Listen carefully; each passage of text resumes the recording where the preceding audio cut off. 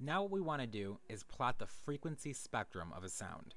This sounds complicated, but in Audacity it's actually pretty easy. First we need a sound to analyze. Here I've recorded a violin playing an A, which you can hear like this. So that's my whole sound. Now what I want to do to analyze it is click and highlight my sound and click and make sure you drag over the whole thing, like I've done here. Next, left click on Analyze and then Plot Spectrum. We get a window that looks like this, but it's a little hard to see, so click on the Maximize button to blow it up bigger. Now, make sure that these options are set down below. The first box should be Spectrum, the second box 512, the third box a Hanning window, and the fourth box linear frequency. They should be the defaults, but if they're not set, go ahead and change them.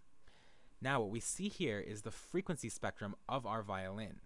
You see a lot of weird little bumps. Well, these bumps are the different harmonics that Audacity could pick out in our violin sound. So what we do is we take our mouse and we highlight the largest bump that we see, which would be right here.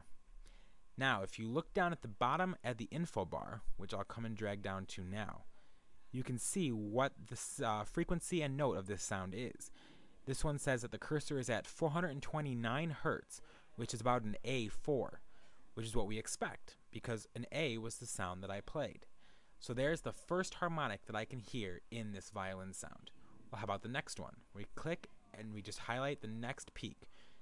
The line should automatically snap to it, and down again at the cursor bar, we can see that the cursor is at 898 Hertz, which is about an A5. So in this violin sound playing an A4, I actually have an A4 and an A5. Well, how about the next peak? Over here at the third peak, I just drag my mouse there and it automatically snaps and tells me that this cursor is at 2214 Hertz, which is about a C-sharp 7.